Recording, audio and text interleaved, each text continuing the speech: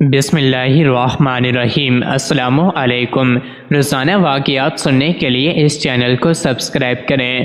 اسلم رضی اللہ عنہ فرماتے ہیں کہ میں نے حضرت عبداللہ بن ارقم رضی اللہ عنہ کو دیکھا کہ وہ حضرت عمر فاروق رضی اللہ عنہ کے پاس آئے اور کہا، اے امیر المومنین، ہمارے پاس زیوروں میں سے کچھ زیور آئے ہیں اور ان میں چاندی کا ایک برتن بھی ہے۔ اگر آپ کو کسی دن فرصت ہو تو انہیں آ کر دیکھ لیجئے گا اور اس کے بارے میں جو چاہیں ہمیں حکم دیجئے گا۔ حضرت عمر فاروق رضی اللہ عنہ نے فرمایا، جب تم مجھے فارغ دیکھو مجھے اطلاع دے دینا۔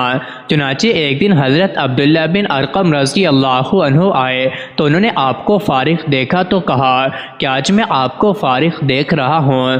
آپ رضی اللہ عنہ نے فرمایا کہ ہاں، تم میرے لیے چمڑے کا بستر بچھاؤ، میں آ رہا ہوں۔ اس کے بعد آپ بیت المال تشریف لے گئے اور مال کے پاس کھڑے ہو کر فرمایا کہ اللہ تعالیٰ نے سورہ آل عمران میں فرمایا ہے کہ اکثر لوگوں کو محبت دل پسند چیزوں سے ہوتی ہے، مثلاً عورتیں، بیٹے، سونے چاندی کے ڈھیر، نمبر لگے ہوئے گھوڑے، مویشی، زراعت، یہ سب چیزیں دنیاوی استعمال کی ہیں اور انجام کار کی خوبی اللہ کے پاس ہے۔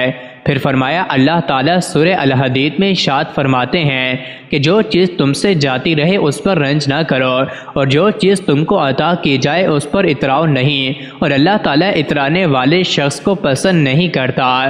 حضرت عمر رضی اللہ عنہ نے ان آیات کی تلاوت کے بعد فرمایا، الہی تو ہم کو ان لوگوں میں کر دے جو اسے حق میں خرچ کریں اور میں اس کی شرارت سے تیری پناہ چاہتا ہوں۔ راوی کہتے ہیں کہ اتنے میں حضرت عمر فاروق رضی اللہ عنہ کے صاحبزادے عبد الرحمن رضی اللہ عنہ آ گئے۔ انہوں نے اپنے والد سے کہا کہ ایک انگوٹھی مجھے دے دیں۔ آپ رضی اللہ عنہ نے فرمایا کہ اپنی ماں کے پاس جا تاکہ وہ تجھے ستو پلائے۔ پھر حضرت عمر رضی اللہ عنہ نے اپنے بیٹے کو اس میں سے کچھ نہ دیا۔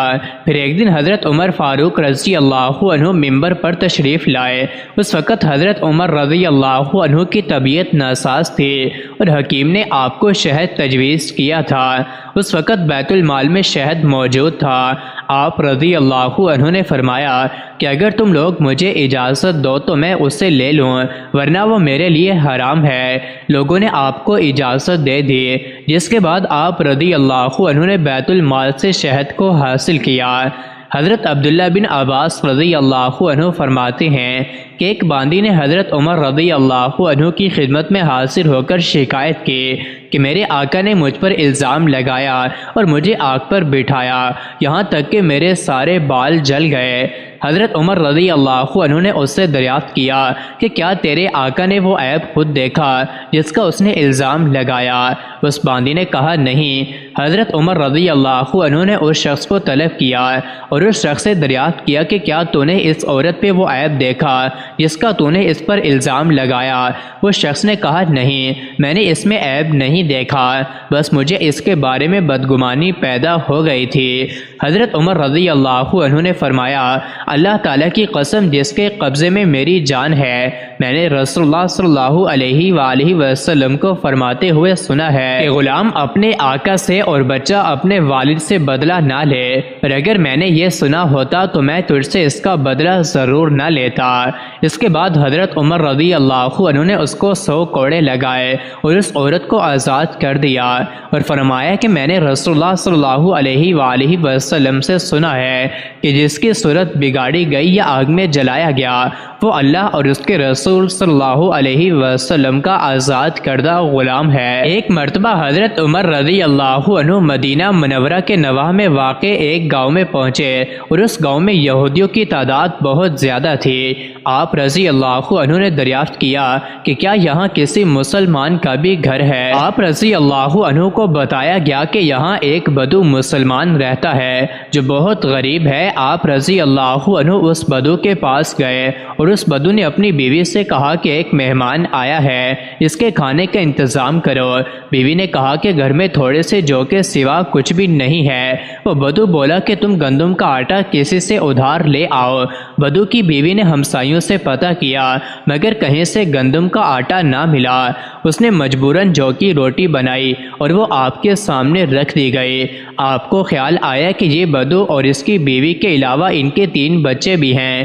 چنانچہ آپ رضی اللہ عنہ نے روٹیوں کا چھٹا حصہ یعنی آدھی روٹی کھائی اور باقی بدو اور اس کے گھر والوں کے لیے چھوڑ دی۔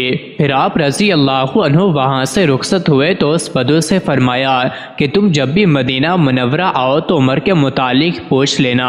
کچھ عرصے بعد وہ بدو اور اس کی بیوی مدینہ منورہ آئے اور حضرت عمر رضی اللہ عنہ کے متعلق دریافت کیا۔ جب وہ آپ سے ملے تو ان دنوں آپ تجارتی مال مدینہ منورہ پہنچا تھا۔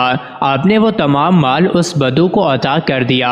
پھر جب آپ حضور صلی اللہ علیہ وسلم کی خدمت میں حاضر ہوئے تو حضور صلی اللہ علیہ وسلم کو تمام واقعہ سنایا اور دریافت کیا، یا رسول اللہ صلی اللہ علیہ وآلہ وسلم، کیا میں نے ان کی میزبانی کا حق ادا کر دیا؟